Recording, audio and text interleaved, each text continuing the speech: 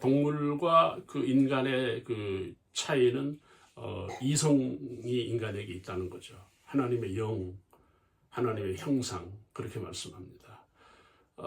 우리가 그 사람이라고 할 때 뭐 과학적으로는 동물과인데 사실은 구별되는 거죠. 하나님의 형상대로 우리가 창조됐다는 겁니다. 우리가 하나님의 영이 있는 거죠. 다시 말하면 하나님의 능력이 있는 거예요. 그렇죠. 하나님의 아름다움이 있는 거고 이런 것들을 우리가 발휘하면서 사는 거죠. 결국은 그 하나님의 영이 지배하잖아요. 어떤 그 다른 신들, 소위 말하는 어떤 다른 영들을 하나님이 지배하고 인간이 세상을 지배하는 거예요. 그렇죠. 뭐 힘으로 지배한다고 하면 우리가 짐승을 이길 수가 없는 거죠. 그러나 그 힘 위에 어떤 영, 이런 것들이 우리 인간에게 있는 거예요.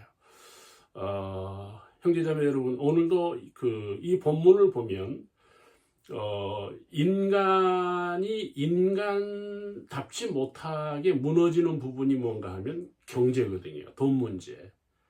돈 문제에서 인간은 그 하나님의 영을 상실하는 또는 하나님의 형상답지 못한, 그렇죠. 더 나아가서 이 인간다움이 무너지는 거죠. 그러니까 여러분, 인간의 문제는 결국은 돈 문제였다는 거예요. 경제 문제였다는 거예요. 지금도 마찬가지 아닙니까? 종교의 문제, 정치의 문제, 또 뭐 지도자들의 문제도 다 대부분이 그 경제, 돈 문제, 돈 문제에서 발단이 되어서 그 오늘의 정치가 혼미에 빠지고 또 오늘의 종교가 사회성을 잃어버리고 더 나아가서 오늘의 교회가 사람들에게 주목을 받지 못하는 그런 부분들. 여러분, 우리가 그냥 까놓고 얘기하면 사람을 돈으로 보는 거잖아요. 능력을 돈으로 평가하잖아요.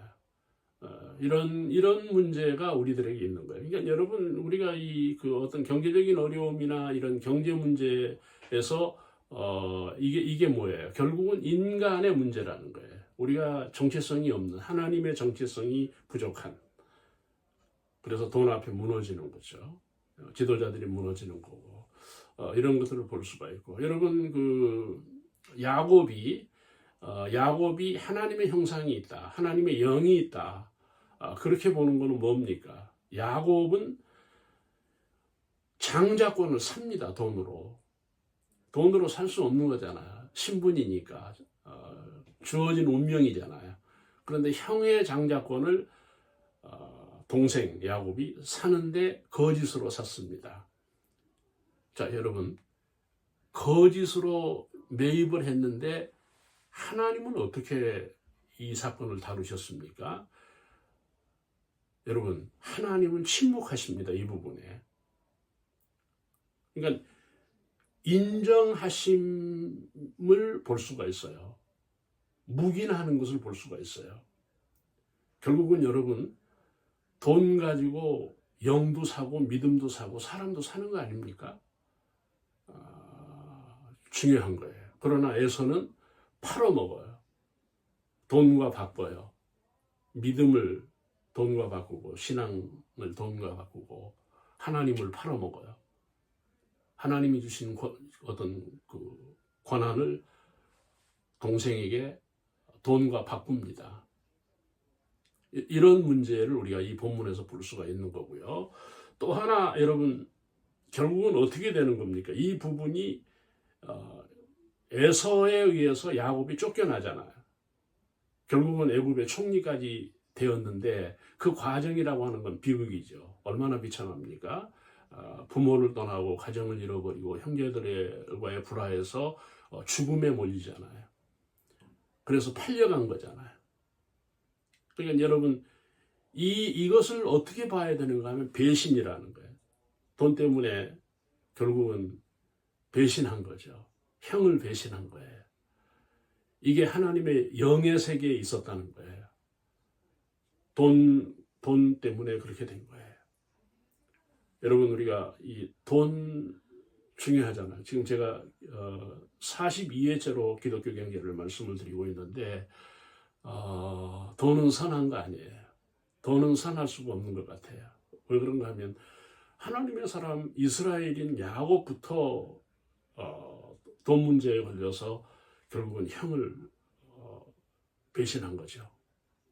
이런 것들을 보면 인간은 돈으로 평가하면 안 된다는 거예요. 평가할 수가 없다는 거예요. 여러분 교회를 돈으로 보면 교회도 아니죠. 여러분 지도자나 대통령이나 여러분 목사님들을 돈으로 평가한다고 하면 다 무너지는 거예요. 이거 참 이거 딜레마입니다. 이거 우리 인생의 콤마입니다. 여전히 돈 가지고 지금 평가하잖아요. 대통령을, 지도자들을, 교회를. 여러분 교회로 돈을 보면 안 보인다는 거예요. 하나님이 안 보이는 거예요. 교회로 안 보이는 겁니다. 여러분 아버지나 남편도 자식도 돈으로 평가한다. 그거는 뭐 부모나 자식이나 보이지 않는 거죠. 이런 그 악화된 문제가 돈에서 발생한다.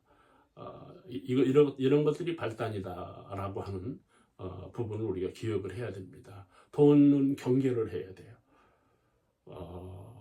돈 때문에 우리가 믿음도 파는 거예요. 때로는 돈 때문에 믿음도 사는 거죠. 사랑도 사는 거죠. 그러나 돈 때문에 사랑을 파는 경우도 얼마든지 있잖아요.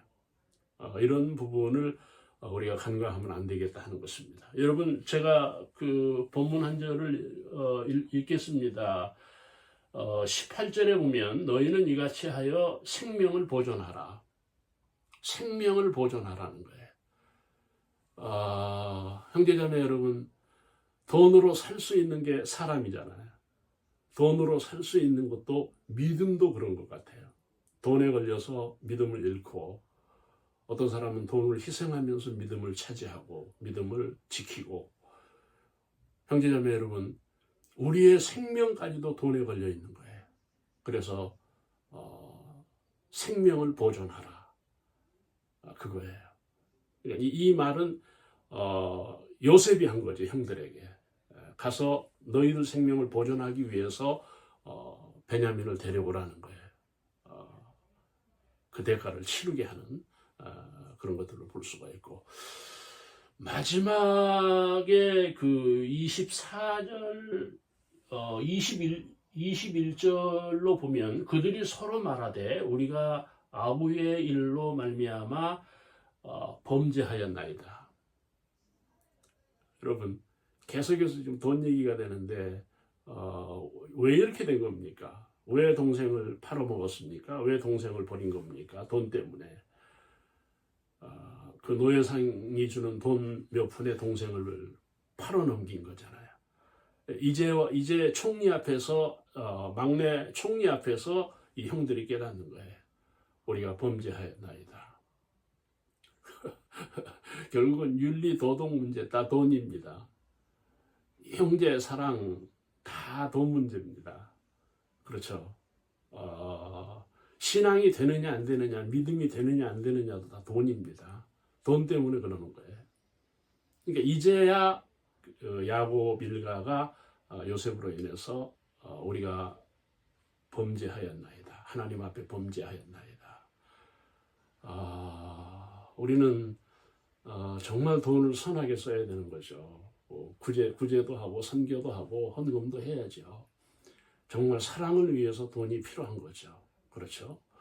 근데 세상은 그렇지 않은 것 같아요. 뭐 사람을 죽이기도 하고. 여러분 범죄의 원인들이 다 뭡니까? 대부분이 가난의 문제, 어떤 그 상처 이런 것들이잖아요. 지금 우리의 가족이, 우리의 형제들이, 우리의 친구가, 우리의 이웃이 그렇게 돼 있는 거예요. 부자들에게 상처를 받고 있는 거예요. 그래서 사실 민주주의의 그 정신이 평등인데 이거 불가능한 거예요. 경제적인 평등은 불가능해요. 그러나 우리는 추구해야 돼요. 제가 이 설교를 마무리할 건데 여러분 민주주의에서 경제는 뭡니까? 분배입니다. 성경이 그거예요. 가나안에 가서 분배해야 된다는 거예요. 분배하지 않으면 안 돼요. 나눔이죠, 나눔. 이제는 정말 기업이 나누고 국가 경제가 우리 기본 생활을 나누어 주지 않으면 세상이 안 되는 거예요. 이게 기독교입니다. 이게 성경입니다.